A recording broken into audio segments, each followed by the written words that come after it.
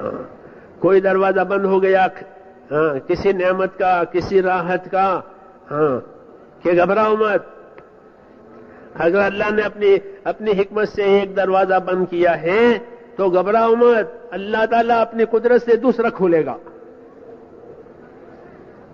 جی ہاں، یہ نظام ہے اللہ تعالیٰ کا، اور یہی باتیں بتائی گئی ہیں فضائل کے ذریعے سے اور ترغیبات کے ذریعے سے، تاکہ کوئی نا امید نہ بنے. حالات میں چڑھاؤ اتار آئے گا. ہاں، کوئی نعمت تھی، کوئی راحت تھی، کوئی سہولت تھی کہ وہ بند ہو گئی، ختم ہو گئی، کہ گھبراؤ مت کہ کیا ہوگا، کہ دوسرا دروازہ کھلے گا. نظام ہے اللہ تعالیٰ کا. خدا گر بحکمت بے بندت درے، کشایت بفضلش درے دی گرے. گھبراؤ مت کہ اگر حکمت سے اللہ نے اپنی حکمت سے کوئی دروازہ تمہارے اوپر بند کر دیا ہے تو تم گھبراؤ مت، اللہ تعالیٰ اپنے فضل سے دوسرا دروازہ کھول دے گا. ہاں، دین پر اور حق پر چلنے کے لیے میرے دوستو جو سامان، جو اندر کی استعداد پیدا کرنے کا دیا ہے وہ یہ دیا ہے. حضور صلی اللہ علیہ وسلم فرماتے ہیں کہ ابشروا واملوا ما یسرکم، بشارتیں لو، خوشخبری لو اور امیدوار رہو اللہ تعالیٰ سے ایسے حالات کے جو تمہیں خوش کر دیں گے. ہاں، یہ بتایا گیا ہے کہ ایسے حالات اللہ تعالیٰ لانے والا ہے کہ جو تمہیں کیا کریں گے، کہ تمہیں خوش کر دیں گے. ہاں، حالات کا پیدا کرنے والا اللہ ہے، اسباب کا پیدا کرنے والا اللہ ہے، اور اسباب کے آثار کو پیدا کرنے والا بھی اللہ ہے. جی ہاں، یہ تینوں شکلیں اللہ کے قبضے میں، حالات بھی اللہ کے قبضے میں، اسباب بھی اللہ کے قبضے میں، اور اسباب کے آثار کہ وہ بھی اللہ کے قبضے میں. سبب اور سبب کا اثر، سورج اور سورج کی روشنی، سورج ایک سبب ہے، روشنی اس کا اثر ہے. تو یہ دونوں کو کس نے پیدا کیا ہے؟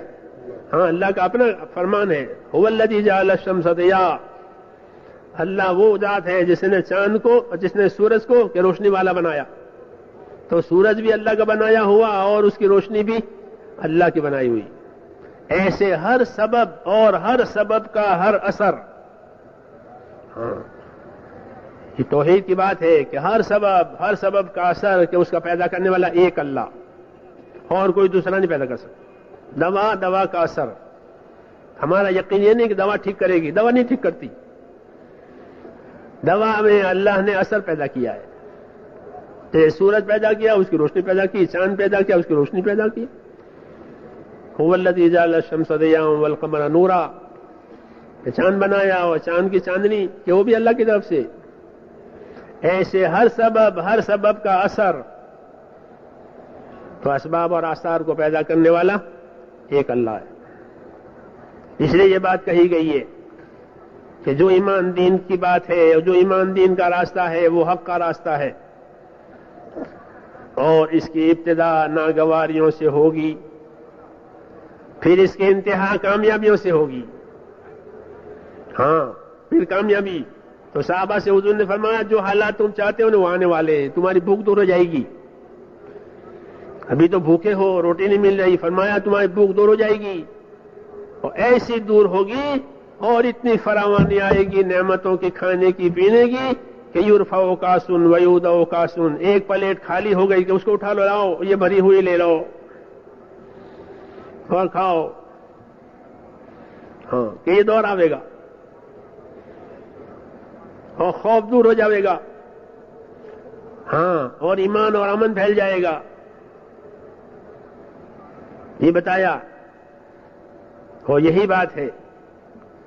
اس لیے میرے دوستو دین کا یہ راستہ حق کا راستہ ہے. اس کا یہ پہلو ایک کہ اللہ سے ڈر ڈر کر کے اس پر چلنا ہے. ہمارے اندر اس راستے پر چلنے کی وجہ سے ڈر پیدا ہو تو سمجھو کہ ہاں دوا اثر کر رہی ہے. کیا اثر کر رہی ہے؟ جیسے دوا اثر کرے نا تو بھوک لگے آدمی کو، دوا اثر کرے تو نیند آوے، دوا اثر کرے تو کھانا ہضم ہو. ہاں، کہ بھوک لگ رہی ہے کہ ہاں، کہ نیند آ رہی ہے کہ ہاں. یہ پوچھتا ہے طبیب، کیونکہ یہ اس کے اثرات میں سے ہیں. ایسے ہی یوں کہیں کہ ایک محنت دی ہے، اگر یہ محنت اندر اثر کر رہی ہے کہ اس کی کیا علامت ہے کہ ڈر لگے. کیا لگے؟ ہاں، کہ کس کا ڈر لگے؟ کہ اللہ کا. اور کس کا ڈر لگے؟ کہ آخرت کا. جی ہاں، اگر یہ اندر پیدا ہو رہا ہے تو سمجھو کہ ہاں دوا برابر اپنا کام کر رہی ہے. اس کو لیتے رہو، اس کو پیتے رہو، اس میں آگے بڑھتے رہو.